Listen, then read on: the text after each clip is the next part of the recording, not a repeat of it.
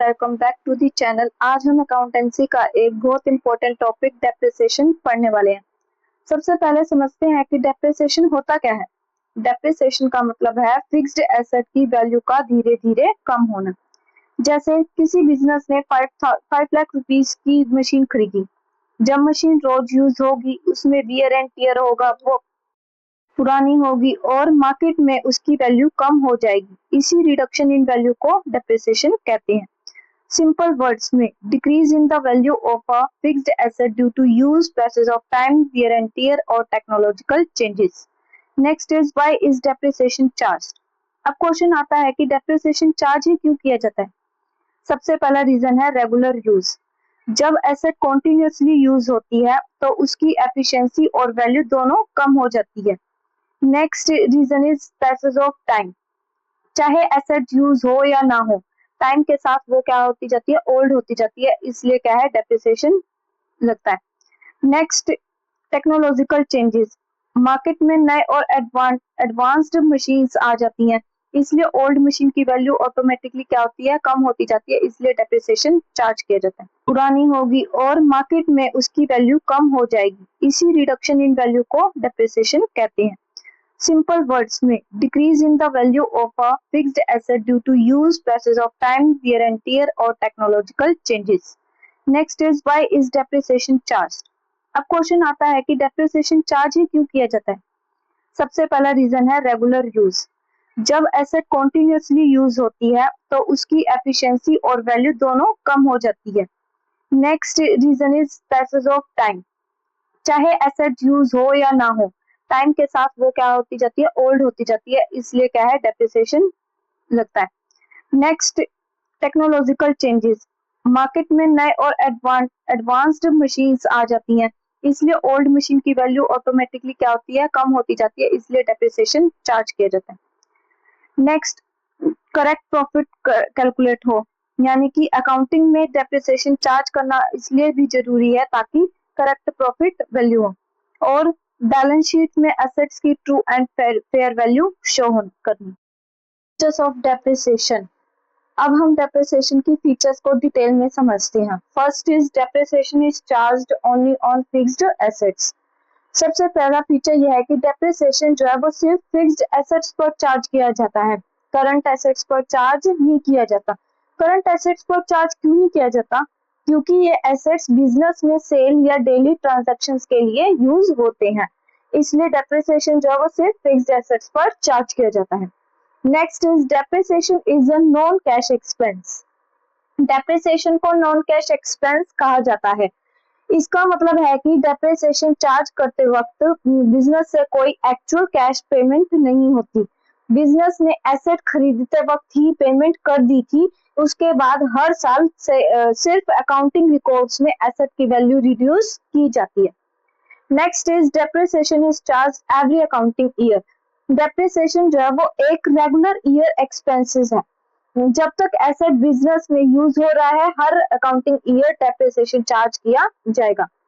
Next is depreciation reduces the book value of the assets.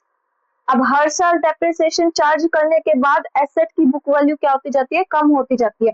Book value का मतलब क्या होता है कि ओरिजिनल कॉस्ट में से टोटल डेप्रिसिएशन लेस कर देना, that is book value. Next is depreciation flows the matching principal. अब अकाउंटिंग का एक इम्पोर्टेंट प्रिंसिपल है मैचिंग प्रिंसिपल। इस प्रिंसिपल के अकॉर्डिंग जिस अकाउंटिंग ईयर में बिजनेस इनकम अर्न करता है, उसी ईयर से रिलेटेड एक्सपेंसेस भी रिकॉर्ड किए जाने चाहिए। क्यों किए जाने चाहिए? क्योंकि एसेट से बिजनेस को इनकम मिल रही है, इसलिए उस एसेट का डेप्रिसिएशन भी उसी ईयर एक्सपेंस के रूप में चार्ज किया जाता है। Of depreciation. अब हम पढ़ते हैं कॉजेज ऑफ डेप्रिसिएशन के बारे में। First is wear and tier. ये डेप्रिसिएशन का सबसे कॉमन कॉज है। क्यों है? जब कोई एसेट रोज बिजनेस में यूज होते हैं तो उसके पार्ट्स धीरे धीरे घिसने लगते हैं, इस वजह से उसकी एफिशिएंसी और मार्केट वैल्यू दोनों क्या हो जाती है, कम हो जाती है। Next is passage of time. अब कुछ एसेट्स यूज ना होने पर भी सिर्फ टाइम के साथ पुराने हो जाते हैं, जैसे बिल्डिंग, फर्नीचर या लीज होल्ड प्रॉपर्टी। टाइम के इफेक्ट की वजह से उनकी जो है कंडीशन और वैल्यू ग्रेजुअली रिड्यूस होती रहती है। Next is technological changes. आज के टाइम में टेक्नोलॉजी बहुत फास्ट चेंज होती है। जब मार्केट में नए और एडवांस मशीनें आ जाती हैं तो पुरानी मशीन्स की डिमांड और वैल्यू दोनों क्या हो जाती है, कम हो जाती है। Next is depletion. जो है वो उन एसेट्स पर अप्लाई होता है जो नेचुरल रिसोर्सेज होते हैं, जैसे कि ऑयल वेल्स और स्टोन क्वेरीज। इसका यूज करते वक्त ये रिसोर्सेज धीरे धीरे क्या होते हैं, खत्म होते जाते हैं, इसलिए जो है इन पर भी डेप्रिसिएशन चार्ज किया जाता है। नेक्स्ट कॉज है एक्सीडेंट्स और नेचुरल कैलामिटीज। कभी कभी एसेट की वैल्यू एक्सीडेंट या फिर नेचुरल डिजास्टर की वजह से भी कम हो जाती है, जैसे फायर, फ्लड, अर्थक्वेक या storm. Next depreciation and other similar terms. अब तक हमने डेप्रिसिएशन को डिटेल में समझ लिया, लेकिन अकाउंटेंसी में कुछ और सिमिलर टर्म्स भी यूज होती हैं जो स्टूडेंट्स को कंफ्यूज कर देती हैं। ये है डेप्रिसिएशन एंड अमोर्टाइजेशन। चलिए इसे इजी लैंग्वेज में समझते हैं। First is depletion. डिप्लेशन का मतलब क्या होता है, नेचुरल रिसोर्सेज के लिए ये यूज किया जाता है। अब सबसे पहले बात करते हैं डिप्लेशन की। डिप्लेशन का मतलब है नेचुरल रिसोर्सेज की वैल्यू का धीरे धीरे कम होना जब उन्हें एक्सट्रैक्ट या कंज्यूम किया जाता है। यानी जो रिसोर्सेज नेचर से मिलते हैं और लिमिटेड क्वांटिटी में अवेलेबल होता है, उनकी वैल्यू यूज के साथ कम हो जाती है, इसको हम क्या बोलते हैं, डिप्लेशन। मान लीजिए एक कंपनी के पास कोल और माइन है, हर दिन उस माइन से कोल निकाला जा रहा है, जितना ज्यादा कोल निकलेगा उतनी ही कोल रिजर्व कम होते जाएंगे। इसी वजह से उस नेचुरल रिसोर्सेज की वैल्यू भी रिड्यूस होती रहेगी। इस रिडक्शन को क्या कहते हैं हम, डेप्रिसिएशन।